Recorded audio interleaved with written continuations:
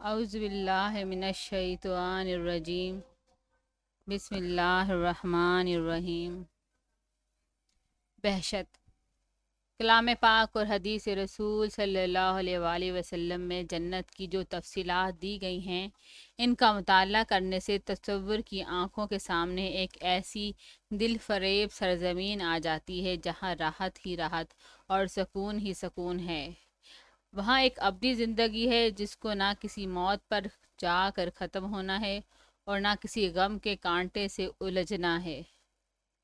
انسان کی دنیاوی زندگی جس طرح غموں کی آماج گاہ بنی رہتی ہے، اسے پیش نظر رکھتے ہوئے اگر ایک ایسی زندگی کا تصور کیا جائے جہاں غم کا وجود ہی نہیں ہوگا تو دل رنجور بےتاب ہو جاتا ہے کہ اے کاش وہاں پہنچنا نصیب ہو جائے جہاں دکھوں کے نشتروں سے ہمیشہ ہمیشہ کے لیے نجات مل جاتی ہے، جس پاک سرزمین میں خون ریز جنگیں اور ان کی پیدا کردہ ہولناکیاں نہیں ہوتی، جہاں وبائیں پھوٹ کر آبادیوں کو ویرانے نہیں بناتی، جہاں بیماریوں اور بے روزگاریوں کی اذیتیں پاگل نہیں کرتی، جہاں انسان ایک دوسرے سے حسد اور بغض نہیں رکھتے، ایک دوسرے کو فریب نہیں دیتے، ایک دوسرے کے منہ سے نوالے نہیں چھینتے، ایک دوسرے کی نیتوں پر حملے نہیں کرتے اور ایک دوسرے کے گلے نہیں کاٹتے،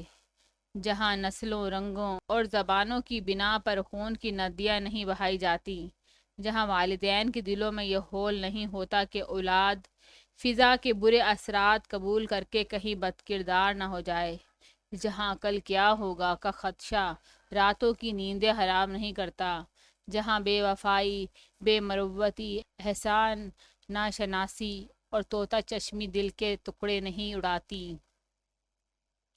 جہاں قوموں کی بدکاریاں اور بدعمالیاں رسوا کن عذابوں اور ذلتوں کو جنم نہیں دیتی، وہ سرزمین کتنی خوبصورت، کتنی مقدس، کتنی عرفہ اور کتنی دل فریب ہوگی۔ خوش بخت وہ انسان جو وہاں پہنچ جائے۔ آیات و حدیث ہمیں جو تفصیلات دیتی ہیں، ان سے پتہ چلتا ہے کہ غم کے فقدان کے علاوہ جنت میں کسی قسم کا معمولی سا جسمانی آزار بھی نہ ہوگا، نہ سردی کی شدت کی تکلیف ہوگی، نہ گرمی کی، نہ تکان ہوگی، نہ کوئی بیماری۔ انسان ایک ابدی آرام اور سکون کی حالت میں رہے گا اور کسی ایسی شے کا وجود نہیں ہوگا جو اس سکون میں ذرا سا بھی رخ نہ ڈالے۔ آیات و حدیث میں بہشت کی خوبصورتی، سرسبزی اور دل فریبی کی بڑی دلکش تفصیلات دی گئی ہیں۔ اس دنیاوی زندگی میں انسان کے لیے جو اشیاء دل پسند اور جاذب توجہ رہی ہیں، انہی کا نام لے کر وہاں کی جاذب اور دل فریبی کا تصور دلایا گیا ہے۔ باغات، پودے، پھل پھول اور بہتے پانی انسانوں کے لیے ہمیشہ کشش کا باعث رہے ہیں، چنانچہ اس سرزمین کی تفصیلات بتانے میں انہی چیزوں کا بار بار ذکر کیا گیا ہے۔ انسان طبعاً اس کو پسند کرتا آیا ہے کہ اس کی غذا، اس کا لباس اور اس کی رہائش گاہ اچھی سے اچھی ہو، چنانچہ اسے بتایا گیا ہے کہ اگر زندگی میں تم نیکوکاری کی راہ پر چلتے رہے اور ان مرغوب چیزوں کو حرام ذرائع سے حاصل کرنے کی کوشش نہ کی تو یہ سب کچھ تمہیں مل جائے گا، اور ملے گا بھی اس طرح کہ پھر کبھی بھی نہیں چھنے گا۔ انسان کو ہمیشہ یہ آرزو رہی ہے کہ اسے عزت و آبرو حاصل ہو اور اس کا اکرام کیا جائے، چنانچہ اسے یقین دلایا گیا ہے کہ اگر اپنی دنیاوی زندگی میں اس نے خدا اور رسول صلی اللہ علیہ وآلہ وسلم کے احکام کے مطابق اپنے فرائض اور بنی نوع انسان کے حقوق ادا کیے تو آخرت میں اسے وہ عزت افزائی حاصل ہوگی کہ اللہ رب العالمین خود اور اس کے فرشتے اسے سلام کہیں گے۔ انسان کے لیے یہ شے ہمیشہ پسندیدہ رہی ہے کہ کسی کے دل میں اس کے خلاف دشمنی، کینہ اور بغض نہ ہو، چنانچہ اسے بتایا گیا ہے کہ وحشت میں کسی کے دل میں کسی کے خلاف دشمنی، کینہ اور بغض نہیں ہوگا۔ اہل وحشت کے دل پرندوں کے دلوں کی طرح نرم اور حسد سے خالی ہوں گے۔ انسان نے ہمیشہ خوبصورتی اور نو عمری کو پسند کیا ہے اور بدصورتی اور بڑھاپے سے پناہ مانگی ہے، چنانچہ اسے بتایا گیا ہے کہ وحشت میں سب لوگ حسین اور نو عمر ہوں گے، وہاں بدصورتی اور بڑھاپے کا وجود نہیں ہوگا۔ انسان نے ہمیشہ صحت، تندرستی اور زندگی کو پسند کیا ہے، چنانچہ اسے بتایا گیا ہے کہ اہل بیشت ہمیشہ صحت مند رہیں گے اور کبھی بھی موت سے ہمکنار نہیں ہوں گے۔ آخرت کی زندگی کی یہ چیز کہ وہ زندگی قائمی اور دائمی ہوگی بڑی ہی اہم چیز ہے۔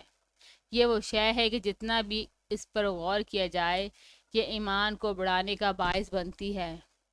اگر موجودہ مختصر سی زندگی میں نیکی، صبر، دیانتداری، فرض شناسی اور اطاعت خدا اور رسول صلی اللہ علیہ وسلم اختیار کرنے کا نتیجہ یہ ہوتا ہے کہ ایک ایسی زندگی خوشگوار ہو جاتی ہے جس کا شروع کا کنارہ تو ہے لیکن آخری کنارہ کوئی نہیں ہے، تو پھر یہ کس قدر نفع کا سودا ہے اور کتنا نادان اور کوتا نظر ہے وہ شخص جو یہ سودا کرنے سے سستی برتے یا سرے سے اسے نفع کا سودا سمجھنے ہی سے انکار کر دے۔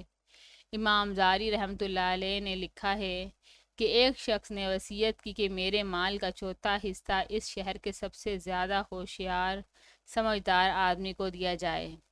ائمہ اربعہ نے متفقہ فیصلہ کیا کہ چوتھا حصہ اس کو دیا جائے جو فکر آخرت رکھتا ہو اور متقی ہو۔ آخرت کی نعمتوں میں ایک عظیم نعمت یہ ہوگی کہ بندہ ناچیز اپنی عظیم اور جلیل معبود کا دیدار کرے جسے وہ موجودہ زندگی میں کبھی بھی نہیں دیکھ سکتا۔ یہ سب لذتوں سے بڑی لذت ہوگی، اور پھر تمام نعمتوں میں سے سب سے بڑی نعمت یہ ہوگی کہ اہل جنت کو اپنے پیدا کرنے والے کی دائمی رضامندی اور خوشنودی حاصل ہو جائے گی۔ وہ ہمیشہ ہمیشہ کے لیے ان سے خوش اور راضی ہو جائے گا اور اس بات کا خدشہ کلی طور پر مٹ جائے گا کہ اب وہ کبھی بھی ان سے ناراض ہو۔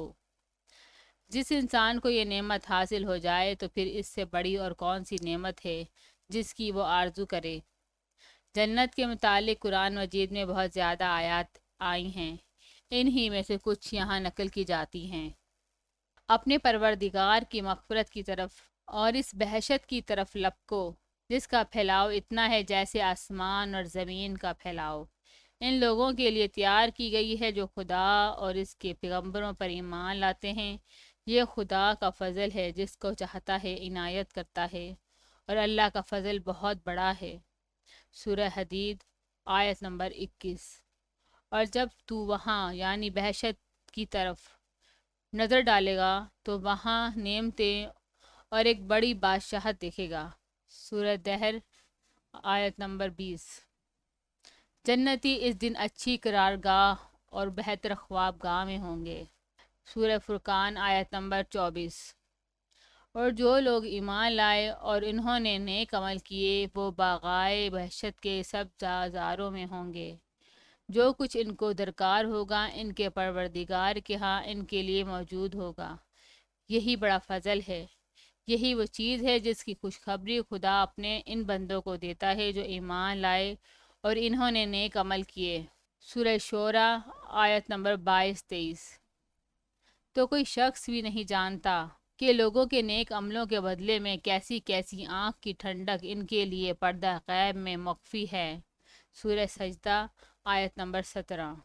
پرہیزگاروں کے لیے جس جنت کا وعدہ کیا جا رہا ہے اس کی تمثیل یہ ہے کہ اس کے نیچے نہریں بہہ رہی ہوں گی، اس کے پھل اور اس کا سایہ سدا بہار ہوں گے۔ یہ ہے ان لوگوں کا انجام جو پرہیزگاری کرتے رہے۔ سورہ رعد آیت نمبر 35۔ نہ اس جنت میں انہیں کوئی تکلیف چھوئے گی اور نہ وہ اس سے باہر نکالے جائیں گے۔ سورہ ہجر آیت نمبر 48۔ نہ اس میں سورج کی تپش دیکھیں گے اور نہ کڑاکے کی سردی۔ سورہ دہر آیت نمبر 13۔ جنتیوں کی اتنی عزت افزائی کی جائے گی کہ انہیں پروردگار مہربان کی طرف سے سلام کیا جائے گا۔ سورہ یاسین آیت نمبر 58۔ اور جنتی کہیں گے کہ سب تعریف اللہ کے لیے ہے جس نے ہم سے غم کو دور کیا، بے شک ہمارا پروردگار بخشنے والا قدردان ہے، جس نے ہمیں اپنے فضل سے آباد رہنے کے گھر میں اتارا، نہ اس میں ہمیں کوئی تکلیف چھوتی ہے اور نہ اس میں ہمیں کوئی ماندگی چھوتی ہے۔ سورہ فاتر آیت نمبر 34-35۔ اور فرشتے ہر دروازے سے ان میں داخل ہوں گے اور کہیں گے کہ تم پر سلام ہو، اس لیے کہ تم نے صبر کیا تھا، سو آخرت کا گھر کیا ہی اچھا ہے۔ سورہ رعد آیت نمبر 23-24۔ البتہ جو لوگ ایمان لائے اور انہوں نے نیک عمل کیے، ان کی ضیافت کے لیے فردوس کے باغ ہوں گے جس میں وہ ہمیشہ رہیں گے، وہاں سے اٹھنا نہیں چاہیں گے۔ سورہ کہف آیت نمبر 107-108۔ ان کے لیے وہاں میوے ہوں گے اور ان کے لیے وہ سب کچھ ہوگا جو وہ مانگیں گے، پروردگار مہربان کی طرف سے انہیں سلام کہا جائے گا۔ سورہ یاسین آیت نمبر 57-58۔ تو اس روز مسلمان مردوں اور مسلمان عورتوں کو دیکھے گا کہ ان کا نور ان کے آگے آگے اور ان کے دائیں طرف دوڑ رہا ہوگا، انہیں کہا جائے گا آج تم لوگوں کے لیے خوشی ہے، باغ ہیں جن کے تلے نہریں بہہ رہی ہیں، انہی میں ہمیشہ رہو گے، یہی سب سے بڑی کامیابی ہے۔ سورہ حدید آیت نمبر 12۔ اور جو لوگ اپنے پروردگار سے ڈرتے رہے، ان کو ٹولیاں بنا بنا کر بہشت کی طرف لے جایا جائے گا، یہاں تک کہ جب وہ بہشت کے پاس پہنچیں گے اور اس کے دروازے کھولے جا چکے ہوں گے اور بہشت کے محافظ ان سے کہیں گے السلام علیکم، اور کہیں گے کہ تم مزے میں رہو، سو اس میں ہمیشہ رہنے کے لیے داخل ہو جاؤ، اور یہ کہیں گے کہ خدا کا شکر ہے جس نے اپنا وعدہ ہمیں سچ کر دکھایا اور ہم کو اس سرزمین کا مالک بنایا کہ ہم بہشت میں جہاں چاہیں رہیں۔ تو عمل کرنے والوں کا کیا اچھا اجر ہے۔ اور تو فرشتوں کو دیکھے گا کہ عرش کے گرد گرد حلقہ باندھے اپنے پروردگار کی تعریف کے ساتھ تسبیح کر رہے ہیں، اور لوگوں کے درمیان حق کے ساتھ فیصلہ کر دیا جائے گا، اور یہ صدا ہوگی کہ سب تعریفیں خدا کو سزاوار ہیں جو تمام جہانوں کا پروردگار ہے۔ سورہ زمر آیت نمبر 73-74-75۔ نیکوکار انسان سے کہا جائے گا اے روح مطمئن، تو اپنے پروردگار کی طرف چل، تو اس سے خوش اور وہ تجھ سے خوش، پھر ہمارے بندوں میں جا مل اور ہماری بہشت میں داخل ہو۔ سورہ فجر آیت نمبر 27-30۔ یہ نیکوکار لوگ خدائی گروہ ہیں، جان لو کہ خدائی گروہ ہی فلاح حاصل کرنے والا ہے۔ سورہ مجادلہ آیت نمبر 22۔ کتنے ہی چہرے ہوں گے کہ اس دن چمکتے ہوں گے، حشاش بشاش اور خوش و خرم۔ سورہ عبس آیت نمبر 38-39۔ کتنے ہی چہرے ہوں گے کہ اس دن تر و تازہ ہوں گے جو اپنے پروردگار کو دیکھ رہے ہوں گے۔ سورہ قیمہ آیت نمبر 22-23۔ تو ان نیکوکاروں کے چہروں پر نعمت کی تازگی معلوم کرے گا۔ سورہ مطففین آیت نمبر 24۔ اور جو کچھ کدورت ان کے دلوں میں ایک دوسرے کی طرف سے ہوگی ہم اسے نکال دیں گے۔ سورہ اعراف آیت نمبر 43۔ وہ اس جنت میں سوائے پہلی موت کے جس کا مزہ چکھ چکے اور موت کا مزہ نہیں چکھیں گے، اور اللہ انہیں دوزخ کے عذاب سے بچا لے گا۔ سورہ دخان آیت نمبر 56۔ ان کا پروردگار ان کو اپنی مہربانی اور خوشنودی اور ایسے باغوں کی بشارت دیتا ہے جس میں ان کے لیے دائمی نعمتیں ہیں۔ سورہ توبہ آیت نمبر 21۔ حضرت ابو ہریرہ رضی اللہ تعالیٰ عنہ بیان کرتے ہیں کہ رسول خدا صلی اللہ علیہ وآلہ وسلم نے فرمایا کہ اللہ تعالیٰ فرماتا ہے کہ میں نے اپنے بندوں کے لیے وہ کچھ تیار کر رکھا ہے جسے نہ کسی آنکھ نے دیکھا، نہ کسی کان نے سنا، نہ کسی بشر کے دل میں اس کا خیال گزرا۔ یہ بے مثال نعمتیں نیکوکاروں کے لیے ہیں، ذخیرہ کی ہوئی ہیں۔ چھوڑو ان نعمتوں کو جنہیں تم قرآن و حدیث کے ذریعے جان چکے ہو۔ پھر آپ صلی اللہ علیہ وسلم نے یہ آیت پڑھی، پھر جیسا کچھ آنکھوں کی ٹھنڈک کا سامان ان کے اعمال کی جزا میں ان کے لیے چھپا رکھا گیا ہے، اس کی کسی متنفس کو خبر نہیں ہے۔ بخاری۔ یہ فرمایا گیا ہے کہ چھوڑو ان نعمتوں کو جن پر تم اطلاع پا چکے ہو، اس سے مراد یہ واضح کرنا ہے کہ بہشت کی وہ نعمتیں جن کی ابھی تمہیں اطلاع نہیں دی گئیں، وہ ان نعمتوں سے بہت اعلیٰ و عرفہ ہیں جن کی اطلاع تمہیں مل چکی ہے۔ حضرت ابو ہریرہ رضی اللہ تعالیٰ عنہ بیان کرتے ہیں کہ رسول خدا صلی اللہ علیہ وآلہ وسلم نے فرمایا کہ جو شخص جنت میں داخل ہو جائے گا وہ ہمیشہ عیش میں رہے گا، اسے کوئی رنج و تکلیف نہیں پہنچے گی، نہ اس کے کپڑے پرانے ہوں گے اور نہ اس کا شباب فنا ہوگا۔ مسلم۔ حضرت ابو سعید خدری رضی اللہ تعالیٰ عنہ اور حضرت ابو ہریرہ رضی اللہ تعالیٰ عنہ بیان کرتے ہیں کہ رسول خدا صلی اللہ علیہ وآلہ وسلم نے فرمایا کہ جنت میں ایک پکارنے والا پکارے گا کہ اے اہل جنت، تمہارے لیے یہ مقرر ہو چکا ہے کہ تم صحت مند رہو گے، کبھی بھی بیمار نہیں ہوگے، اور تمہارے لیے یہ مقرر ہو چکا ہے کہ تم زندہ رہو گے، کبھی بھی نہیں مرو گے، اور تمہارے لیے یہ مقرر ہو چکا ہے کہ تم جوان رہو گے، کبھی بھی بوڑھے نہیں ہوں گے، اور تمہارے لیے یہ مقرر ہو چکا ہے کہ تم عیش و آرام میں رہو گے، کبھی بھی رنج و تکلیف کا شکار نہیں ہوں گے۔ بس یہی مطلب ہے اللہ تعالیٰ کے اس قول کا۔ اس وقت ندا آئے گی کہ یہ جنت جس کے تم وارث بنائے گئے ہو تمہیں ان اعمال کے بدلے میں ملی ہے جو تم کرتے رہے۔ مسلم۔ حضرت ابو سعید خدری رضی اللہ تعالیٰ عنہ بیان کرتے ہیں کہ رسول خدا صلی اللہ علیہ وآلہ وسلم نے فرمایا کہ اللہ تعالیٰ اہل جنت سے فرمائے گا کہ اے جنت والو، وہ جواب عرض کریں گے کہ اے ہمارے رب، ہم تیری خدمت میں بار بار حاضر ہیں، تیری عبادت کے ساتھ موافقت کرتے ہیں، اور ساری کی ساری بھلائی تیرے ہی ہاتھ میں ہے۔ اللہ تعالیٰ فرمائے گا کہ کیا تم راضی اور خوش ہو؟ وہ عرض کریں گے کہ اے ہمارے رب، ہمیں کیا ہو گیا ہے کہ ہم راضی اور خوش نہ ہوں، جب صورت یہ ہے کہ آپ نے ہمیں وہ کچھ عطا فرما دیا ہے جو اپنی مخلوق میں سے کسی کو عطا نہیں فرمایا۔ اللہ تعالیٰ فرمائے گا کہ کیا میں تمہیں اس سے بھی افضل شے عطا نہ کروں؟ وہ عرض کریں گے کہ اے ہمارے رب، اس سے افضل اور کون سی شے ہوگی؟ اللہ تعالیٰ فرمائے گا کہ اس سے افضل شے یہ ہے کہ میں تم پر اپنی خوشنودی نازل کرتا ہوں، بس اس کے بعد میں تم سے کبھی بھی ناراض نہیں ہوں گا۔ مسلم۔ حمید بیان کرتے ہیں کہ میں نے حضرت انس رضی اللہ تعالیٰ عنہ بن مالک کو بیان کرتے سنا کہ رسول خدا صلی اللہ علیہ وآلہ وسلم نے فرمایا کہ جس بندے کے لیے اللہ کے پاس بھلائی ہوتی ہے، وہ مرنے کے بعد یہ نہیں چاہتا کہ دنیا کی طرف واپس آئے، چاہے اسے دنیا اور جو کچھ دنیا میں ہے سب دے دیا جائے سوائے شہید کے۔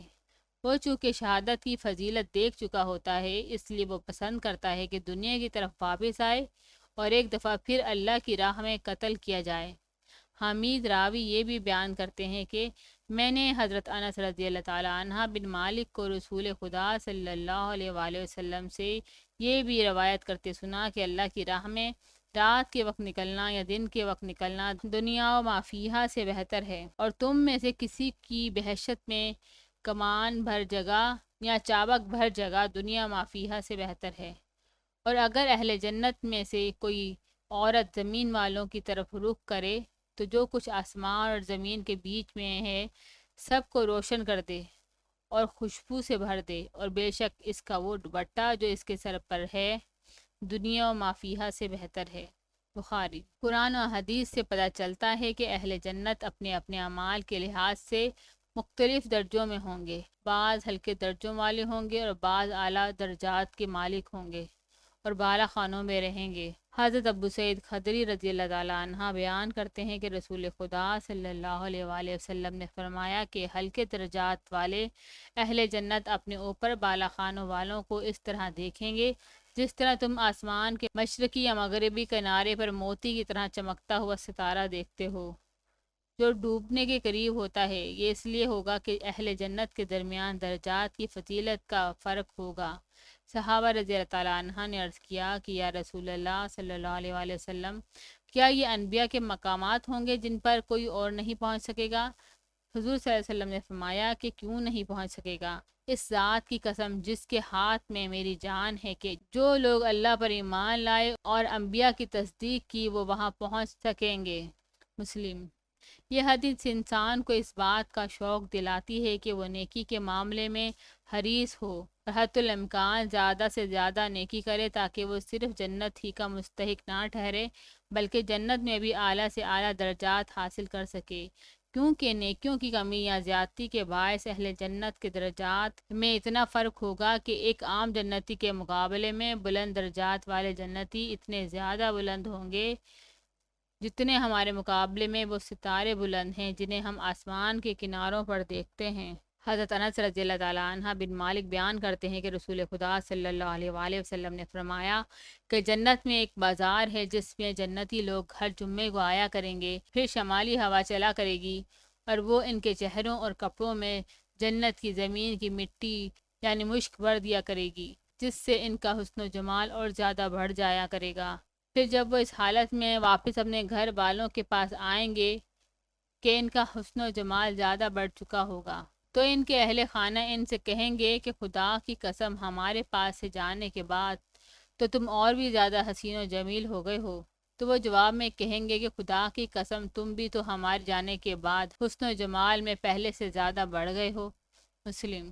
حضرت ابو ہریرہ رضی اللہ تعالیٰ عنہ بیان کرتے ہیں کہ رسول خدا صلی اللہ علیہ وآلہ وسلم نے فرمایا کہ سب سے پہلا گروہ جو جنت میں داخل ہوگا ان کی صورتیں 14ویں رات کے چاند کی طرح ہوں گی، اور ان کے بعد جو لوگ جنت میں جائیں گے ان کے چہرے آسمان کے جگمگاتے ستاروں سے زیادہ روشن ہوں گے۔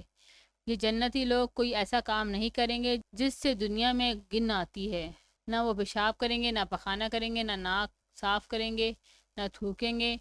ان کی کنگھیاں سونے کی ہوں گی، ان کا پسینہ مشک کی طرح خوشبودار ہوگا، ان کی انگیٹھیوں میں عود سلگتا ہوگا، ان کی بیویاں بڑی بڑی آنکھوں والی حوریں ہوں گی، ان کے اخلاق ایک جیسے ہوں گے، لہٰذا ان میں باہم حسد، بغض اور لڑائی جھگڑا نہ ہوگا۔ وہ اپنے باپ آدم علیہ السلام کی صورت پر ہوں گے اور قد میں 60 ہاتھ ہوں گے۔ مسلم۔ انسانی دکھوں میں سے بہت سے دکھوں کی تہ میں انسانوں کی باہمی تعلقات کی خرابی کار فرما ہوتی ہے۔ بہشت کی نعمتوں میں سے ایک نعمت یہ ہوگی کہ لوگوں کے باہمی تعلقات انتہائی خوشگوار ہوں گے۔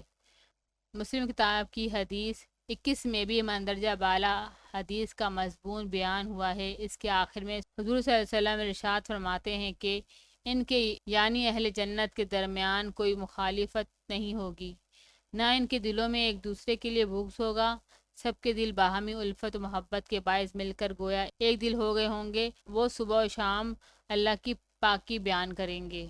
حضرت عبداللہ بن عمر رضی اللہ تعالیٰ عنہ بیان کرتے ہیں کہ مدینہ منورہ میں ایک شخص وفات پا گیا جو مدینہ ہی میں پیدا ہوا تھا۔ رسول خدا صلی اللہ علیہ وسلم نے اس پر نماز جنازہ پڑھی اور پھر فرمایا کہ کاش کہ وہ اپنی جائے پیدائش کے سوا کسی اور جگہ فوت ہوتا۔ صحابہ رضی اللہ تعالیٰ عنہ نے پوچھا کہ یا رسول اللہ یہ کیوں؟ آپ صلی اللہ علیہ وسلم نے فرمایا کہ جب کوئی شخص اپنی جائے پیدائش کے سوا کسی اور جگہ فوت ہوتا ہے تو اس کی جائے پیدائش سے لے کر اس کی موت کے مقام تک جتنی زمین بنتی ہے اتنی زمین اس جنت میں دی جاتی ہے، کیونکہ وہ ایک پردیسی کی حیثیت سے مرا ہوتا ہے۔ نسائی۔ حضرت ابو ہریرہ رضی اللہ تعالیٰ عنہ بیان کرتے ہیں کہ رسول خدا صلی اللہ علیہ وآلہ وسلم نے فرمایا کہ جنت میں بعض لوگ ایسے جائیں گے جن کے دل نرمی اور توکل میں پرندوں کے دلوں کی مانند ہوں گے۔ مسلم۔ قرآن اور حدیث دونوں میں ایک لفظ علیون استعمال ہوا ہے جس کے ایک سے زیادہ مطلب بتائے گئے ہیں، مثلا فرشتوں کا وہ دفتر جس میں نیک لوگوں کے اعمال لکھے جاتے ہیں علیون کہلاتا ہے۔ ایسے ہی اس کا مطلب جنت اعلیٰ بھی بتایا گیا ہے اور ساتواں آسمان بھی۔ اس کے علاوہ وہ لوگ جو شہر کے اونچے مقامات پر رہتے ہیں، امیر اور شریف لوگ، وہ بھی اہل علیین کہلاتے ہیں۔ غرضی کا جنت میں علیون والوں میں سے ہونا بہت زیادہ عزت و شرف کی بات ہے۔ حضرت ابو سعید خدری رضی اللہ تعالیٰ عنہ بیان کرتے ہیں کہ رسول خدا صلی اللہ علیہ وآلہ وسلم نے فرمایا کہ علیون والوں میں سے ایک شخص عام اہل جنت کی طرف جھانکے گا تو جنت اس کے چہرے کے باعث اس طرح روشن ہو جائے گی کہ گویا وہ موتی کا سا چمکتا ہوا تارا ہو۔ اور حضور صلی اللہ علیہ وسلم نے یہ بھی فرمایا کہ بے شک ابو بکر رضی اللہ تعالیٰ عنہ اور عمر رضی اللہ تعالیٰ عنہ بھی انہی میں سے ہوں گے، بلکہ ان سے بھی زیادہ ہوں گے۔ ابو داؤد۔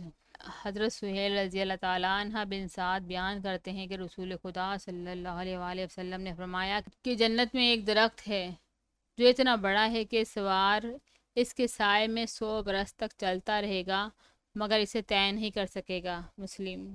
حارثہ بن وہب فزائی بیان کرتے ہیں کہ رسول خدا صلی اللہ علیہ وآلہ وسلم نے فرمایا کہ کیا میں تمہیں جنت والے نہ بتا دوں کہ وہ کون ہوں گے؟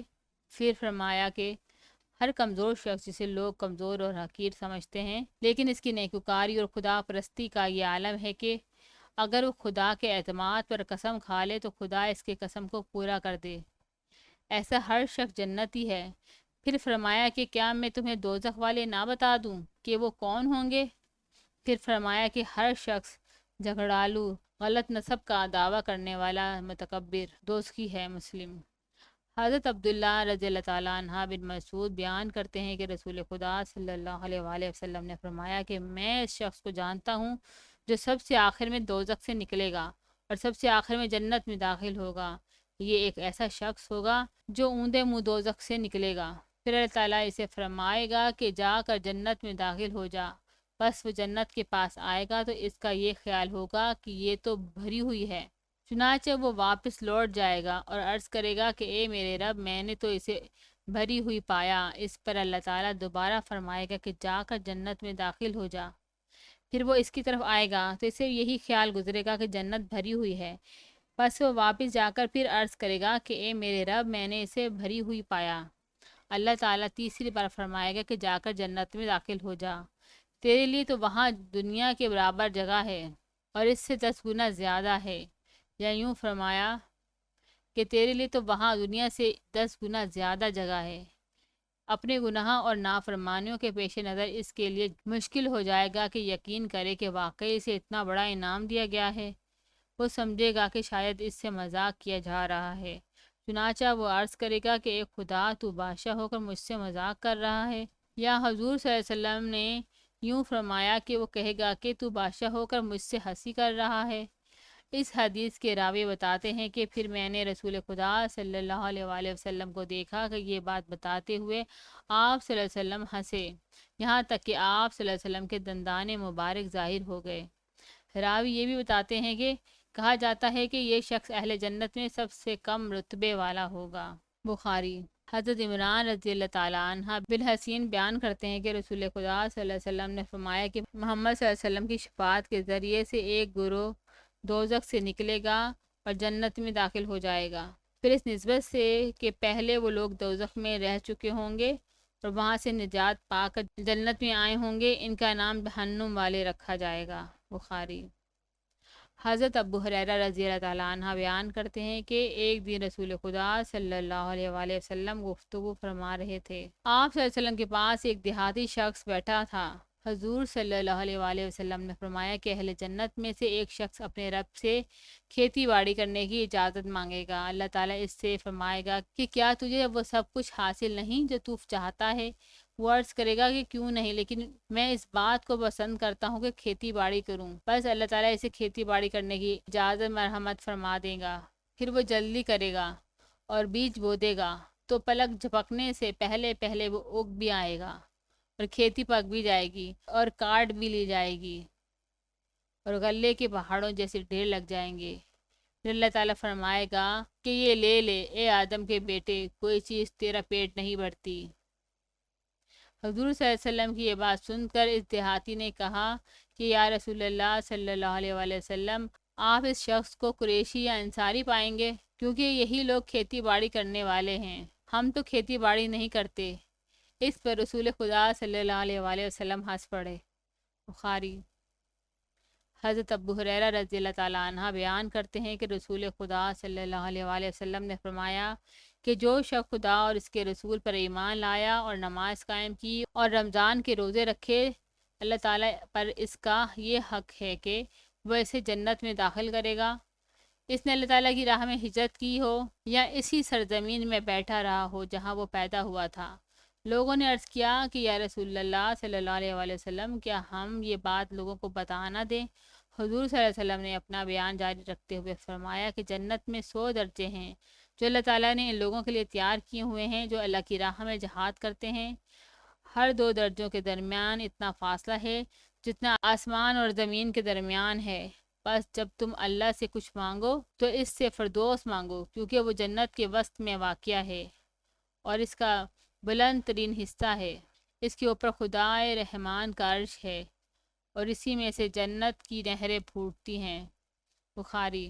حضرت ابو سعید خدری رضی اللہ تعالیٰ عنہ بیان کرتے ہیں کہ رسول خدا صلی اللہ علیہ وآلہ وسلم نے فرمایا کہ مومن دوزخ سے چھٹکارا پائیں گے تو انہیں ایک پل پر روک لیا جائے گا جو جنت اور دوزخ کے درمیان ہوگا، پھر انہیں ایک دوسرے سے بدلہ دلایا جائے گا ان مظالم کا جو انہوں نے دنیا میں ایک دوسرے پر کیے ہوں گے، یہاں تک کہ جب وہ گناہوں سے پاک و صاف ہو جائیں گے تو انہیں جنت میں داخل ہونے کی اجازت مل جائے گی۔ بس مجھے اس ذات کی قسم جس کے ہاتھ میں محمد صلی اللہ علیہ وسلم کی جان ہے کہ تم میں سے ہر شخص اپنے جنت والے گھر کے راستے کو زیادہ جانتا ہوگا بنسبت دنیا والے گھر کے راستے کے۔ بخاری۔ حضرت مغیرہ بن شعبہ نے ممبر پر رسول خدا صلی اللہ علیہ وآلہ وسلم کی طرف سے روایت کرتے ہوئے فرمایا کہ حضرت موسیٰ علیہ السلام نے اپنے رب سے سوال کیا کہ اے میرے رب، جنتیوں میں سے کون آدمی سب سے نیچے درجے کا ہوگا؟ اللہ تعالیٰ نے فرمایا کہ سب سے نیچے درجے والا ایک ایسا شخص ہوگا جو جنتیوں کے جنت میں داخل ہونے کے بعد آئے گا۔ اس سے کہا جائے گا کہ جنت میں داخل ہو جا۔ وہ کہے گا کہ میں کیسے داخل ہوں؟ لوگ اپنی اپنی جگہ لے چکے ہیں اور جو کچھ لینا تھا اسے حاصل کر چکے ہیں۔ اسے کہا جائے گا کہ کیا تو اس سے راضی ہے کہ تیرے لیے اتنا ہو جتنا دنیا کے بادشاہوں میں سے ایک بادشاہ کے پاس تھا؟ وہ عرض کرے گا کہ ہاں میرے پروردگار، میں راضی ہوں۔ اس پر ارشاد ہوگا کہ اچھا تیرے لیے اتنا ہی ہے، اور اس کے برابر، اس کے برابر، اس کے برابر، یعنی اس سے 3 گنا اور زیادہ۔ وہ عرض کرے گا کہ اے میرے پروردگار، میں راضی ہوں۔ ارشاد ہوگا اچھا تیرے لیے یہ سب ہے، اس کا 10 گنا ہے۔ وہ عرض کرے گا اے پروردگار، میں راضی ہو گیا۔ ارشاد ہوگا کہ اچھا تیرے لیے اس سب کے علاوہ وہ بھی ہے جس کے لیے تیرا دل چاہے اور جس سے تیری آنکھوں کو لذت ملے۔ ترمذی۔ حضرت ابو ہریرہ رضی اللہ تعالیٰ عنہ بیان کرتے ہیں کہ رسول خدا صلی اللہ علیہ وآلہ وسلم نے فرمایا کہ تم میں سے کسی کا جنت میں ادنا ترین مرتبہ یہ ہوگا کہ اس سے کہا جائے گا کہ تمنا کر، پس وہ تمنا کرے گا اور تمنا کرے گا، یعنی اپنی ہر تمنا بیان کر دے گا۔ پھر اس سے کہا جائے گا کہ کیا تو تمنا کر چکا؟ وہ کہے گا کہ جی ہاں، میں نے اپنی سب تمنائیں بیان کر دی۔ پھر اس سے کہا جائے گا کہ جو تمنائیں تو نے کی ہیں وہ سب تمہیں دی جاتی ہیں، اور اس کے ساتھ اتنا ہی اور دیا جاتا ہے۔ مسلم۔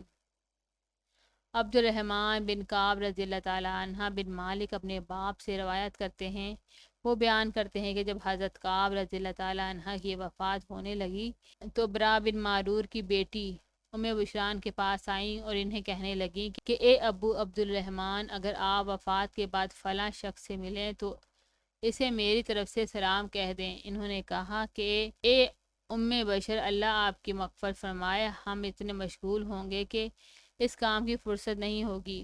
ام بشر نے کہا کہ اے ابو عبد الرحمن، کیا آپ نے رسول خدا صلی اللہ علیہ وسلم کو یہ فرماتے نہیں سنا کہ مومنوں کی روحیں سبز پرندوں کی شکل میں جنت کے درخت سے لٹکی ہوں گی، یعنی جنت کے میوے کھاتی ہوں گی؟ انہوں نے کہا کہ کیوں نہیں، سنا تھا۔ ام بشر نے کہا کہ بس یہی مطلب ہے، یعنی جب وہ بھی اور آپ بھی دونوں پرندوں کی شکل میں جنت میں ہوں گے تو پھر سلام پہنچانا کیا مشکل ہوگا۔ ابن ماجہ۔ روایت باری تعالیٰ۔ حضرت عدی رضی اللہ تعالیٰ بن حاتم بیان کرتے ہیں کہ رسول خدا صلی اللہ علیہ وآلہ وسلم نے فرمایا کہ آخرت میں تم میں سے ہر ایک کے ساتھ اس کا رب اس طرح گفتگو کرے گا کہ اس کے درمیان اور اللہ تعالیٰ کے درمیان نہ کوئی ترجمان ہوگا اور نہ کوئی پردہ جو اسے چھپائے۔ بخاری۔ حضرت ابو سعید رضی اللہ تعالیٰ عنہ بیان کرتے ہیں کہ ہم نے عرض کیا کہ اے خدا کے رسول صلی اللہ علیہ وسلم، کیا ہم آخرت میں اپنے رب کو دیکھیں گے؟ آپ صلی اللہ علیہ وسلم نے فرمایا کہ دوپہر کے وقت جب کہ آسمان پر بادل بھی نہ ہو تو لوگوں کو سورج کو دیکھنے کے لیے ایک دوسرے کے ساتھ جڑنے، یعنی ہجوم و ازدحام کرنے کی ضرورت ہوتی ہے؟ ہم نے عرض کیا کہ نہیں، ازدحام کرنے کی ضرورت ہی کیا ہے، ہر شخص اپنی اپنی جگہ کھڑے ہو کر اطمینان سے سورج کو دیکھ سکتا ہے۔ حضور صلی اللہ علیہ وسلم نے فرمایا کہ کیا چاند کی 14ویں رات کو جب کہ آسمان پر بادل بھی نہ ہوں تمہیں چاند کو دیکھنے کے لیے ایک دوسرے کو ضرر پہنچانے، یعنی ایک دوسرے کے ساتھ دھکم دھکا کرنے کی ضرورت ہوتی ہے؟ صحابہ رضی اللہ تعالیٰ عنہ نے عرض کیا کہ نہیں، چاند بھی ہر ایک کو اپنی اپنی جگہ کھڑے ہی نظر آ جاتا ہے، ایک دوسرے کو دھکے دینے کی کیا ضرورت؟ حضور صلی اللہ علیہ وسلم نے فرمایا کہ جس طرح تمہیں ان دونوں کو دیکھنے کے لیے ایک دوسرے کو ضرر پہنچانے کی ضرورت نہیں ہوتی، اسی طرح تمہیں اللہ تعالیٰ کو دیکھنے کے لیے بھی ایک دوسرے کو ضرر پہنچانے کی ضرورت نہیں ہوگی۔ ابن ماجہ۔ اگر کوئی چیز کسی خاص جگہ ہی سے نظر آتی ہو اور بہت سے لوگوں نے اسے دیکھنا ہو تو اس جگہ بھیڑ ہو جائے گی۔ بہت سے لوگوں کے ایک جگہ جمع ہو جانے کے باعث لوگ ایک دوسرے کے ساتھ جڑ کر کھڑے ہوں گے اور ایک دوسرے کو دھکے دیں گے اور ایک دوسرے سے جھگڑا کریں گے اور اس سے ایک دوسرے کو نقصان پہنچانے کا ذریعہ بھی بن جائیں گے، کیونکہ ہر ایک کی خواہش ہوگی کہ میں ضرور دیکھ لوں۔ لیکن اگر وہ دیکھی جانے والی شے ایسی ہو کہ ہر جگہ سے نظر آ سکتی ہو تو پھر دیکھنے والوں کو کسی ایک جگہ ہجوم کرنے اور ایک دوسرے سے جھگڑا کرنے اور ایک دوسرے کو نقصان پہنچانے کی ضرورت نہیں ہوگی۔ ہر شخص جہاں کھڑا ہوگا وہیں سے اسے دیکھ لے گا، جیسے چاند یا سورج کو دیکھنے کے لیے باہم کشمکش کرنے کی کوئی ضرورت نہیں ہوتی، کیونکہ وہ تو ہر ایک کو ہر جگہ سے نظر آ جاتے ہیں۔ اس حدیث میں حضور صلی اللہ علیہ وسلم نے اللہ تعالیٰ کا دیدار ہونے کے بارے میں جو کچھ فرمایا، اس کا یہی مطلب ہے کہ ہر انسان بغیر کسی تکلیف کے، بغیر کسی دوسرے کے ساتھ کسی قسم کی کشمکش کیے آرام سے اور بڑی وضاحت سے اللہ تعالیٰ کا دیدار کر لے گا۔ حضرت صہیب رضی اللہ تعالیٰ عنہ بیان کرتے ہیں کہ رسول خدا صلی اللہ علیہ وآلہ وسلم نے یہ آیت پڑھی، جن لوگوں نے بھلائی کا طریقہ اختیار کیا ان کے لیے بھلائی ہے اور مزید فضل، اور فرمایا کہ جب جنت والے جنت میں اور دوزخ والے دوزخ میں داخل ہو جائیں گے تو ایک پکارنے والا پکارے گا کہ اے جنت والو، اللہ کے پاس تمہارے لیے ایک وعدہ ہے جسے وہ تمہارے لیے پورا کرنا چاہتا ہے۔ اس پر جنتی کہیں گے کہ وہ کیا ہے؟ اللہ تعالیٰ نے تو پہلے ہی ہم پر بے پناہ انعامات فرمائے ہیں، کیا اس نے ہمارے نیک اعمال کو بھاری نہیں کر دیا اور ہمارے منہوں کو سفید نہیں کر دیا، جو عزت و بخشش کی علامت ہے، اور ہمیں جنت میں داخل نہیں کر دیا اور ہمیں دوزخ سے نجات نہیں دے دی؟ اب کیا انعام باقی رہ گیا ہے جس سے اللہ تعالیٰ ہمیں سرفراز فرمانا چاہتے ہیں؟ پھر کیا ہوگا کہ اللہ تعالیٰ اور اہل جنت کے درمیان کا حجاب اٹھا لیا جائے گا اور اہل جنت اللہ تعالیٰ کا دیدار کرنے لگیں گے۔ بس خدا کی قسم کہ اللہ تعالیٰ نے جو کچھ بھی نعمتیں انہیں عطا کر رکھی ہوں گی، ان میں کوئی بھی ان کے نزدیک اللہ کا دیدار کرنے سے زیادہ محبوب اور آنکھ کی ٹھنڈک پہنچانے والی نہ ہوگی، یعنی یہ دیدار انہیں سب نعمتوں سے زیادہ محبوب ہوگا۔ ابن ماجہ۔ حضرت سعید رضی اللہ تعالیٰ عنہ بالمسیح بیان کرتے ہیں کہ وہ حضرت ابو ہریرہ رضی اللہ تعالیٰ عنہ سے ملے تو حضرت ابو ہریرہ رضی اللہ تعالیٰ عنہ نے فرمایا کہ میں خدا سے دعا کرتا ہوں کہ وہ مجھے اور تجھے جنت کے بازار میں جمع کرے۔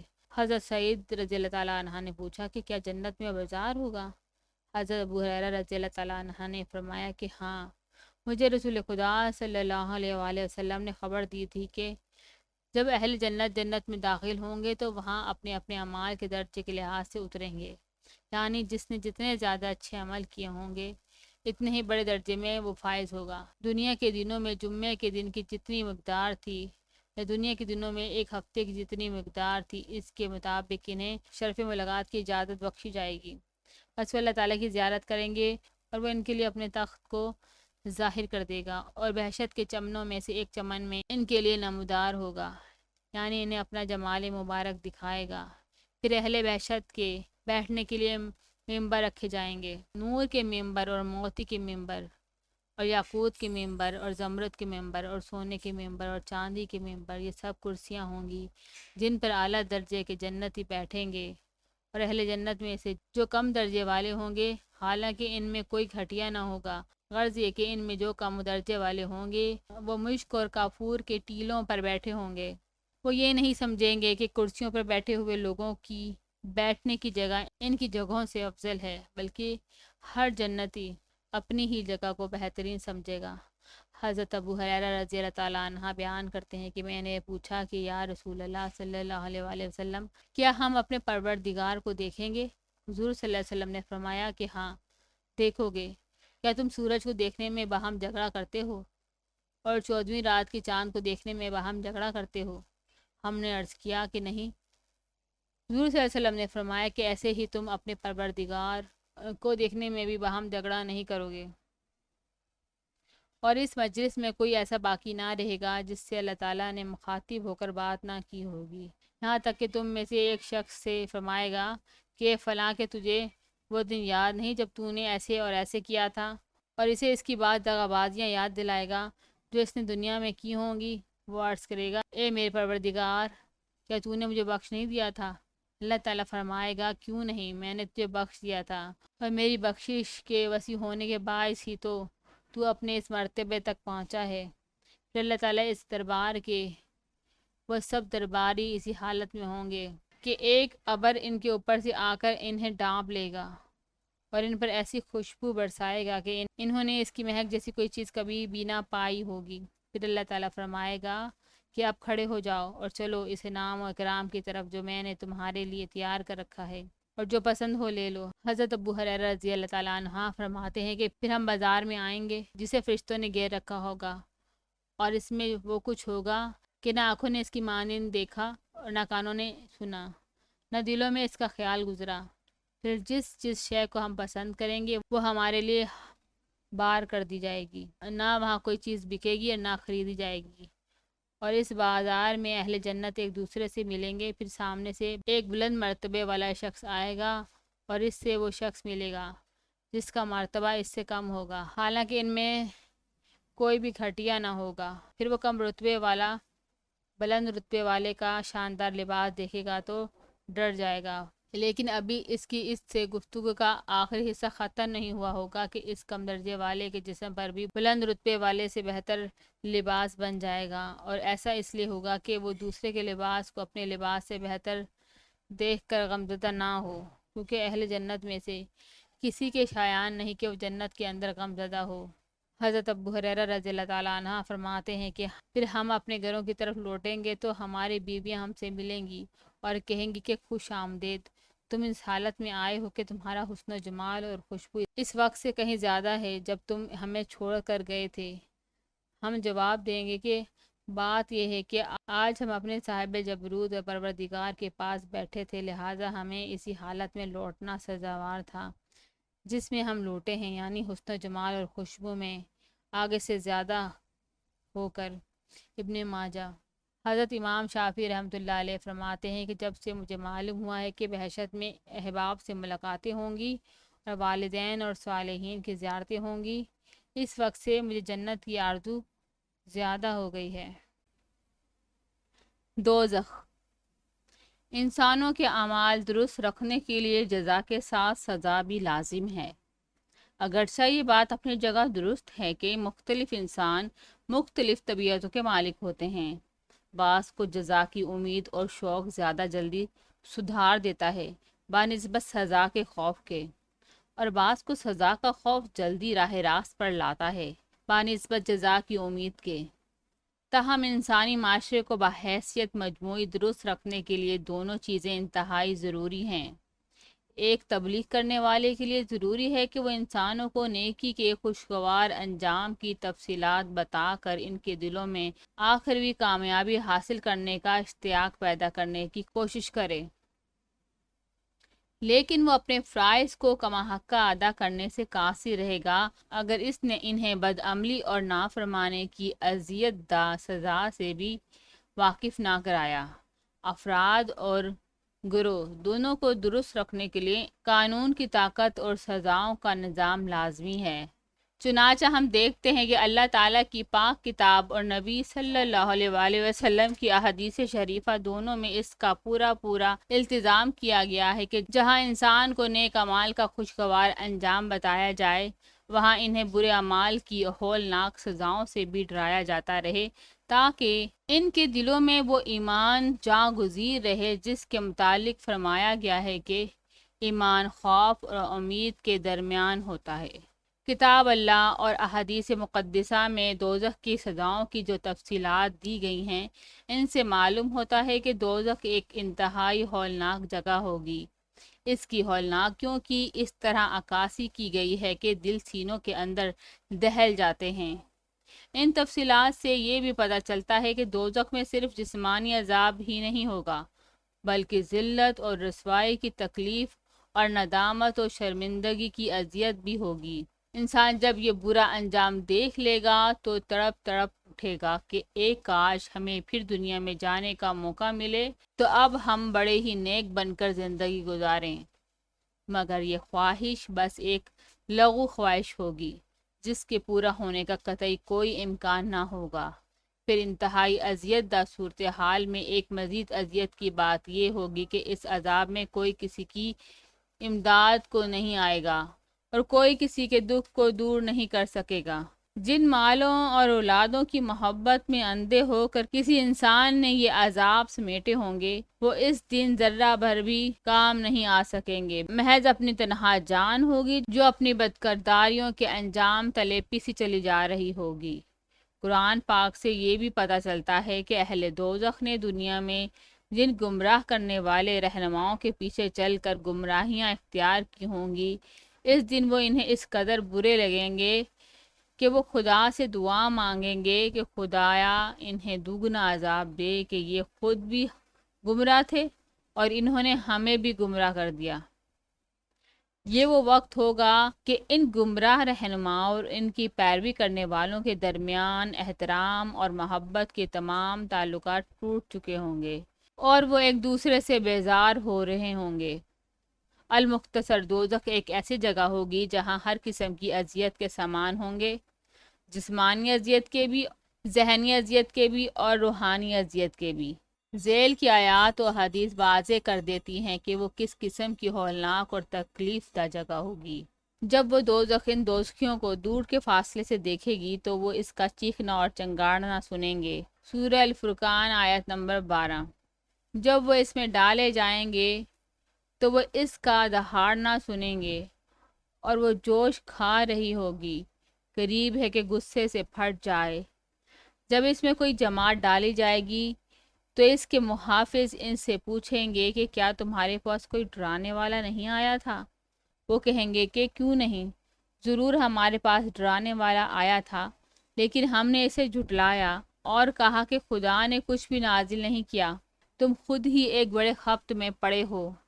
اور پھر وہ اہل دوزخ شدت ندامت سے کہیں گے کہ ہم اگر اس ڈرانے والے کی بات سن لیتے یا عقل ہی سے کام لیتے تو آج ہم اہل دوزخ میں نہ ہوتے۔ غرض اپنے جرم کا اقرار کریں گے، سو لعنت ہے اہل دوزخ پر۔ سورہ ملک آیت نمبر 7 تا 11۔ تو اس آگ سے ڈرو جس کا ایندھن آدمی اور پتھر ہیں۔ سورہ بقرہ آیت نمبر 24۔ اس دوزخ کے 7 دروازے ہیں، ہر ایک دروازے کے لیے ان میں سے بانٹا ہوا ایک حصہ ہے۔ سورہ ہجر آیت نمبر 44۔ اور جب کافر دوزخ کے سامنے لائے جائیں گے تو ان سے کہا جائے گا کہ تم اپنی دنیا کی زندگی میں مزے اڑا چکے اور ان سے فائدہ اٹھا چکے، تو آج تم کو ذلت کی سزا دی جائے گی۔ یہ اس کا بدلہ ہے کہ تم ناحق زمین میں اکڑا کرتے تھے اور اس کا بدلہ ہے کہ تم نافرمانیاں کیا کرتے تھے۔ سورہ احقاف آیت نمبر 20۔ آج تم کو ذلت کے عذاب کی سزا دی جائے گی، اس لیے کہ تم خدا پر تہمت رکھ کر ناحق بکا کرتے تھے اور اس کی آیتوں سے اکڑا کرتے تھے۔ سورہ انعام آیت نمبر 93۔ اور جس نے ہماری یاد سے روگردانی کی تو اس کی زندگی ضیق میں گزرے گی اور قیامت کے دن ہم اس کو اندھا اٹھائیں گے۔ وہ کہے گا کہ اے میرے پروردگار، تو نے مجھے اندھا کیوں اٹھایا اور میں تو دیکھتا تھا۔ خدا فرمائے گا ایسا ہی ہے، ہماری آیات تیرے پاس آئیں مگر تو نے انہیں بھلا دیا، اور اس طرح آج تو بھلایا جا رہا ہے۔ جو شخص حد سے بڑھ چلا اور اپنے پروردگار کی آیتوں پر ایمان نہ لایا، ہم اس کو ایسا ہی بدلہ دیا کرتے ہیں، اور آخرت کا عذاب بہت ہی سخت اور دیر پا ہے۔ سورہ طٰہٰ آیت نمبر 124 تا 127۔ اور جب وہ دوزخی زنجیروں میں جکڑے ہوئے اس کے کسی تنگ گوشے میں ڈالے جائیں گے تو اس موقع پر وہ موت مانگیں گے۔ سورہ فرقان آیت نمبر 13۔ اور جب وہ عذاب دیکھیں گے تو دل ہی دل میں نادم ہوں گے، اور جو لوگ کافر ہیں ان کی گردنوں میں ہم توق ڈالیں گے۔ سورہ سوار آیت نمبر 33۔ اور انہیں کھولتا ہوا پانی پلایا جائے گا، سو وہ ان کی آنتیں کاٹ ڈالے گا۔ سورہ محمد آیت نمبر 15۔ اہل دوزخ لو اور گرم پانی میں ہوں گے۔ سورہ واقعہ آیت نمبر 42۔ جب کبھی بھی وہ غم کی وجہ سے اس دوزخ سے نکلنے کا ارادہ کریں گے، اس میں پھر لوٹا دیے جائیں گے اور ان سے کہا جائے گا کہ تم جلنے کا عذاب چکھو۔ سورہ حج آیت نمبر 22۔ اور جو دوزخ میں ہوں گے وہ دوزخ کے دارگوں سے کہیں گے کہ اپنے پروردگار سے دعا کرو کہ وہ ایک دن ہم سے عذاب ہلکا کر دے۔ وہ جواب دیں گے، کیا تمہارے پاس تمہارے رسول کھلی دلیلیں لے کر نہیں آئے تھے؟ وہ جواب میں کہیں گے کہ کیوں نہیں، بے شک آئے تھے۔ وہ داروغے کہیں گے کہ پھر تم خود ہی دعا کر لو، اور کافروں کی دعا تو بیکار ہی ہے۔ سورہ مومن آیت نمبر 49-50۔ اور جس کا نامہ اعمال اس کے بائیں ہاتھ میں دیا جائے گا وہ کہے گا کہ اے کاش مجھ کو میرا نامہ اعمال نہ ملا ہوتا اور مجھ کو اپنے حساب کی خبر ہی نہ ہوئی ہوتی کہ کیا ہے، اے کاش مرنے سے میرا خاتمہ ہو گیا ہوتا، میرا مال میرے کام نہ آیا، مجھ سے میری بادشاہت لٹ گئی۔ پھر اس کے بارے میں حکم دیا جائے گا کہ اس کو پکڑو اور اس کے گلے میں توق ڈالو، پھر اس کو جہنم میں دھکیل دو، پھر زنجیر سے جس کی ناپ گزوں میں 70 گز ہے اس کو خوب جگڑ دو۔ یہ خدائے بزرگ پر ایمان نہیں لاتا تھا اور مسکینوں کے کھانا کھلانے کی ترغیب نہیں دیتا تھا، تو آج یہاں کوئی بھی اس کا دوست دار نہیں ہے۔ سورہ الحاق آیت نمبر 25-35۔ آگ ان کے منہ جلس دے گی اور ان کے جبڑے باہر نکل آئیں گے۔ ان سے پوچھا جائے گا کہ کیا یہ نہیں تھا کہ میری آیتیں تم پر پڑھی جاتی تھیں تو تم انہیں جھٹلاتے تھے؟ وہ کہیں گے، اے ہمارے پروردگار، ہم پر ہماری بدنصیبی غالب آ گئی تھی اور ہم گمراہ لوگ تھے۔ اے ہمارے پروردگار، ہمیں اس سے نکال، اگر ہم پھر برے کام کریں تو بے شک ہم ظالم ہیں۔ خدا فرمائے گا کہ اسی میں خوار پڑے رہو اور مجھ سے بات نہ کرو۔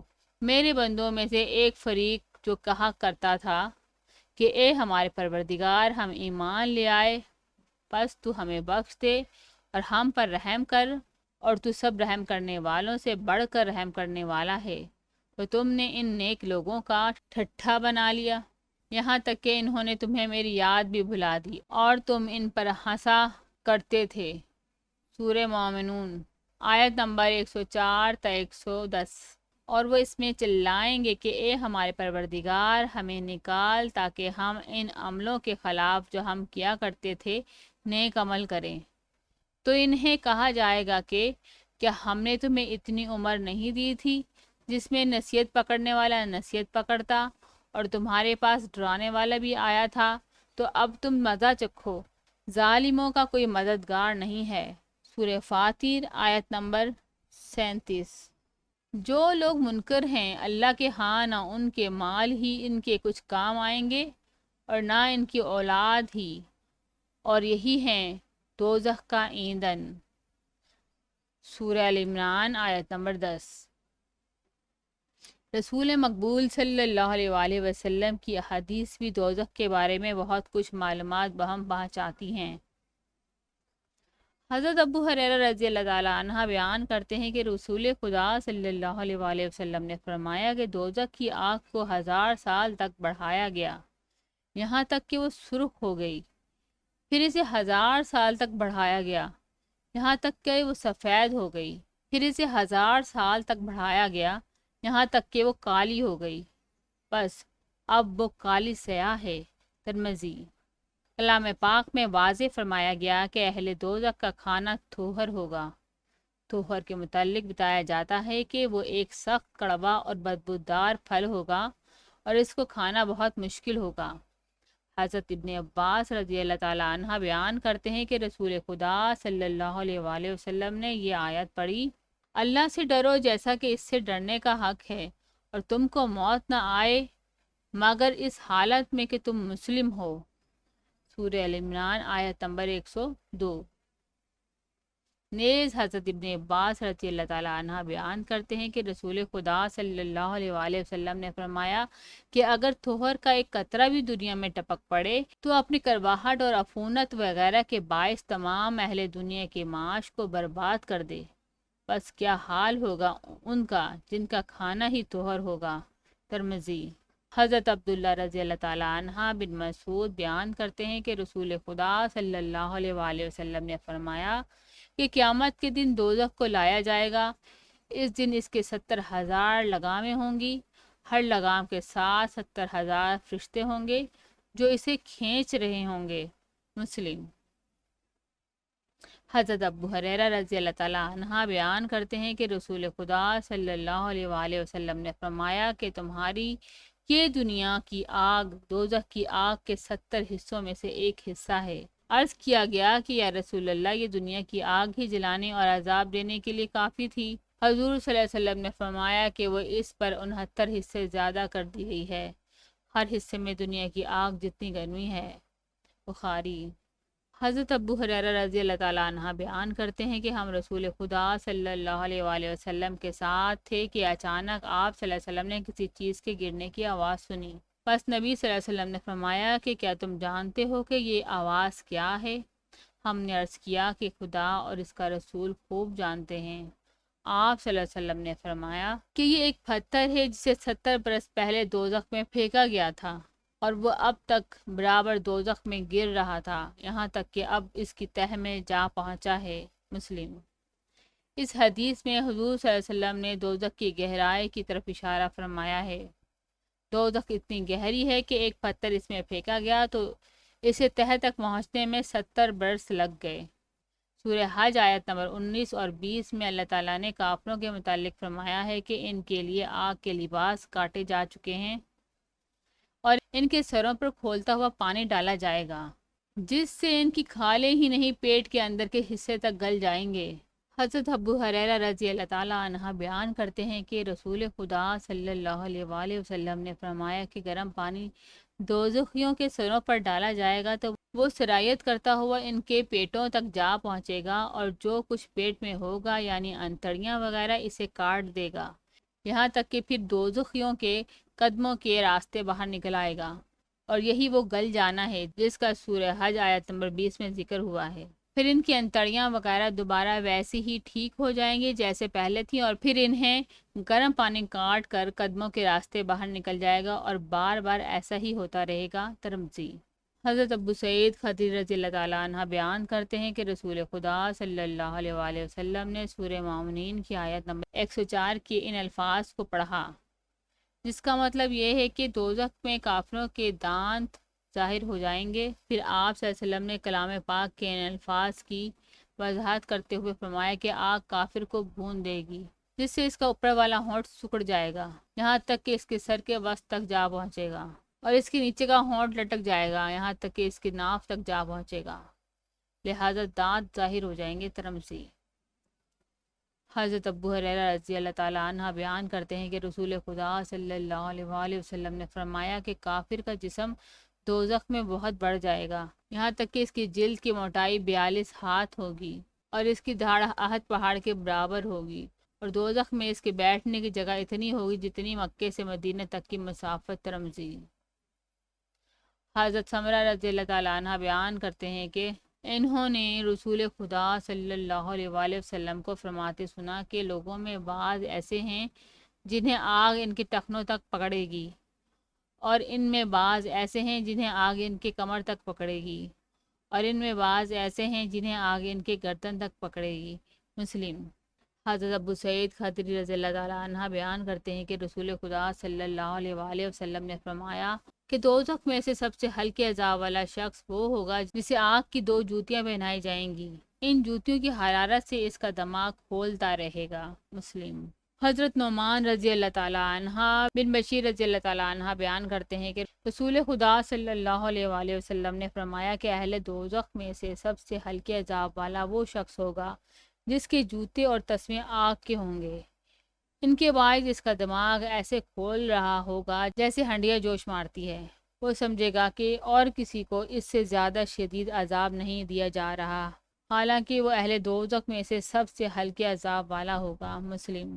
حضرت انس رضی اللہ تعالیٰ عنہ بن مالک بیان کرتے ہیں کہ رسول خدا صلی اللہ علیہ وآلہ وسلم فرماتے تھے کہ قیامت کے دن کافر کو لایا جائے گا اور اس سے کہا جائے گا کہ بتا کہ اگر تیرے پاس زمین پر سونا ہوتا تو کیا تو اسے اس عذاب سے بچنے کے لیے بطور فدیہ دے دیتا؟ وہ کہے گا کہ ہاں دے دیتا۔ اس پر اس سے کہا جائے گا کہ تجھ سے ایک ایسی بات کا مطالبہ کیا گیا تھا جو اس سے زیادہ آسان تھی، یعنی کہ خدائے واحد پر ایمان لاؤ اور شرک سے بچو۔ بخاری۔ حضرت سمرہ بن جندب بیان کرتے ہیں کہ جب رسول خدا صلی اللہ علیہ وآلہ وسلم صبح کی نماز ادا فرما لیتے تو ہمارے طرف رخ کر لیتے اور فرماتے کہ تم میں سے کسی نے رات کو کوئی خواب دیکھا ہے؟ پھر اگر کسی نے کوئی خواب دیکھا ہوتا تو وہ بیان کرتا، پھر آپ صلی اللہ علیہ وسلم جو خدا کو منظور ہوتا فرماتے۔ ایک دن آپ صلی اللہ علیہ وسلم نے ہم سے یہی سوال کیا اور فرمایا کہ کیا تم میں سے کسی نے کوئی خواب دیکھا ہے؟ ہم نے عرض کیا کہ جی نہیں۔ آپ صلی اللہ علیہ وسلم نے فرمایا لیکن میں نے آج رات 2 آدمیوں کو خواب میں دیکھا، وہ میرے پاس آئے اور میرا ہاتھ پکڑا، پھر مجھے گھر سے نکال کر ارض مقدس کی طرف لے گئے۔ کیا دیکھتا ہوں کہ ایک آدمی بیٹھا ہوا ہے اور ایک پاس کھڑا ہے۔ ہمارے بعض اصحاب نے اس حدیث کے ایک راوی موسیٰ سے اس طرح روایت کیا ہے کہ اس کھڑے انسان کے ہاتھ میں لوہے کا ایک آنکڑا ہے، وہ اس آنکڑے کو اس بیٹھے ہوئے شخص کے منہ کی ایک بانچ میں داخل کرتا ہے یہاں تک کہ وہ آنکڑا اس کے بانچ کو چیرتا ہوا اس کی گردن کے پچھلے حصے تک پہنچ جاتا ہے، پھر وہ اس کی دوسری بانچ کے ساتھ بھی ایسے ہی کرتا ہے اور اس دوران میں اس کی پہلی بانچ جڑ جاتی ہے، پھر وہ شخص واپس آتا ہے اور اس کی بانچ کے ساتھ اثر نو ویسے ہی کرتا ہے، اور اس طرح وہ کبھی اس کی ایک بانچ کو اور کبھی دوسری کو چیر کر اسے عذاب دے رہا ہے۔ میں نے پوچھا کہ یہ کیا ہے تو میرے ان دونوں ساتھیوں نے کہا کہ آگے چلیے۔ بس ہم چل پڑے یہاں تک کہ ایک ایسے شخص کے پاس پہنچے جو چت لیٹا ہوا تھا اور دوسرا شخص ایک پتھر لیے اس کے سر پر کھڑا تھا، وہ اس پتھر سے اس لیٹے ہوئے شخص کا سر توڑ رہا تھا۔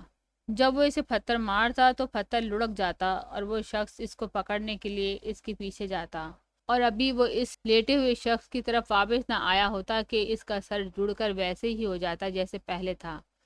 پھر وہ پتھر مارنے والا اس کی طرف واپس آتا اور پھر اس سے پتھر مارتا۔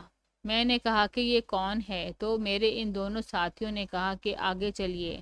بس ہم چل پڑے اور ایک سوراخ کے پاس پہنچے جو تندور کی مانند تھا، اس کا اوپر کا حصہ تنگ تھا اور نیچے کا وسیع تھا، اس کے نیچے آگ روشن تھی۔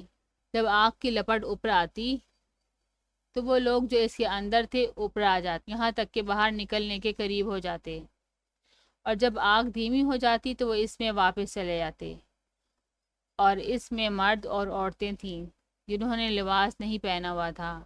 میں نے پوچھا کہ یہ کیا ہے تو دونوں کہنے لگے کہ آگے چلیے۔ چنانچہ ہم چل پڑے یہاں تک کہ ایک خون کی نہر پر پہنچے۔ اس میں سے ایک شخص کھڑا تھا اور نہر کے وسط میں، جیسے کہ اس حدیث کے 2 اور راویوں یزید بن ہارون اور دھب بن جریر نے کہا ہے کہ نہر کے کنارے پر ایک اور شخص تھا جس کے سامنے پتھر رکھے تھے۔ جو شخص نہر میں تھا وہ آگے بڑھتا اور جب وہ نہر سے نکلنے کا ارادہ کرتا تو وہ شخص جس کے سامنے پتھر تھے اس کے منہ میں ایک پتھر مارتا اور جہاں سے وہ آیا تھا اسے وہیں لٹا دیتا۔ بس جب بھی وہ آتا تاکہ نہر سے نکل جائے دوسرا شخص اس کے منہ پر پتھر مارتا اور وہ جہاں سے آیا تھا وہیں لوٹ جاتا۔ حضور صلی اللہ علیہ وسلم فرماتے ہیں کہ میں نے پوچھا کہ یہ کیا ہے تو ان دونوں نے کہا کہ آگے چلیے۔ بس ہم چل پڑے یہاں تک کہ ہم ایک ہرے بھرے سرسبز چمن میں پہنچے جس میں ایک بہت ہی بڑا درخت کھڑا تھا، اس کی جڑ میں ایک بوڑھا شخص اور کچھ بچے تھے۔ دیکھا تو درخت کے قریب ہی ایک اور شخص تھا جس کے آگے آگ تھی جسے وہ جلا رہا تھا۔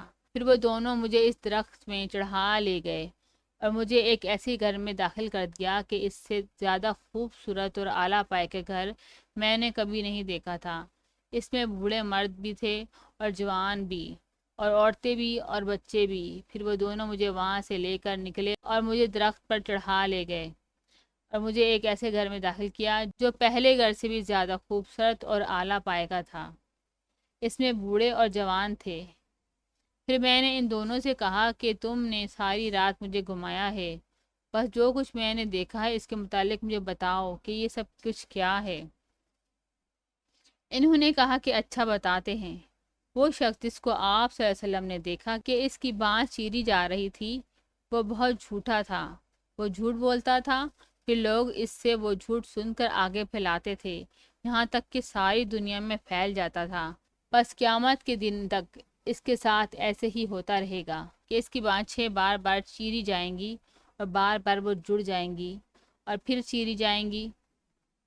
اور جس شخص کو آپ صلی اللہ علیہ وسلم نے دیکھا کہ اس کا سر توڑا جا رہا تھا تو وہ ایک ایسا شخص تھا جسے خدا نے قرآن کا علم عطا فرمایا تھا، مگر وہ رات کو اس سے غافل ہو کر سو رہتا اور دن کے وقت اس کی تعلیمات پر عمل نہ کرتا۔ بس قیامت کے دن تک اس کے ساتھ ایسے ہی ہوتا رہے گا کہ بار بار اس کا سر توڑا جاتا رہے گا۔ اور جن لوگوں کو آپ صلی اللہ علیہ وسلم نے سوراخ میں دیکھا تھا تو وہ بدکار لوگ تھے، اور جس کو آپ صلی اللہ علیہ وسلم نے خون کی نہر میں دیکھا تھا تو وہ سود خور تھے، اور وہ بوڑھے شخص جو درخت کی جڑ میں تھے وہ حضرت ابراہیم علیہ السلام تھے، اور ان کے گرد جو بچے تھے وہ لوگوں کی اولاد تھے، اور جو شخص آگ جلا رہا تھا وہ دوزخ کا داروغہ تھا۔ اور پہلا گھر جس میں آپ صلی اللہ علیہ وسلم داخل ہوئے تھے وہ عام مومنوں کا گھر تھا، اور یہ گھر شہیدوں کا گھر ہے، اور میں جبریل علیہ السلام ہوں اور یہ میرے ساتھ میکائیل علیہ السلام ہیں۔ پھر انہوں نے کہا کہ اپنا سر اٹھائیے، بس میں نے سر اٹھایا، دیکھا تو میرے اوپر ایک ابر سا تھا۔ ان دونوں نے کہا کہ یہ آپ کا مقام ہے۔ میں نے کہا کہ مجھے چھوڑ دو کہ میں اپنے مقام میں داخل ہو جاؤں۔ ان دونوں نے کہا کہ ابھی آپ صلی اللہ علیہ وسلم کی عمر باقی ہے جو آپ صلی اللہ علیہ وسلم نے پوری نہیں کی۔ اگر آپ صلی اللہ علیہ وسلم اپنی عمر پوری کر چکے ہوتے تو اپنے مقام میں داخل ہو جاتے، لہٰذا جب آپ صلی اللہ علیہ وسلم کی عمر پوری ہو جائے گی آپ صلی اللہ علیہ وسلم اس میں داخل ہو جائیں گے۔ بخاری۔ حضرت علی رضی اللہ تعالیٰ عنہ کے پوتے امام زین العابدین علی بڑے ہی نیک اور عبادت گزار بزرگ گزرے ہیں۔ آپ سفر میں ہوتے یا گھر میں کبھی تہجد کی نماز نہ چھوڑتے۔ ایک بار آپ مسجد میں نماز پڑھ رہے تھے کہ گھر میں آگ لگ گئی، پاس پڑوس کے لوگ دوڑ پڑے، بڑا شور و گل ہوا۔ لوگوں نے آپ سے کہا کہ اے نواسائے رسول صلی اللہ علیہ وسلم کے بیٹے، آگ لگ گئی، لیکن آپ اطمینان سے سجدے میں پڑے رہے، آگ بجھا دی گئی۔ جب آپ نماز سے فارغ ہوئے لوگوں نے کہا کہ حضرت ہم نے آپ کو آوازیں دیں مگر آپ نے توجہ نہیں فرمائی، آخر آپ کو کس چیز نے اس آگ سے اس قدر بے پرواہ کر دیا؟ آپ نے فرمایا آتش جہنم نے۔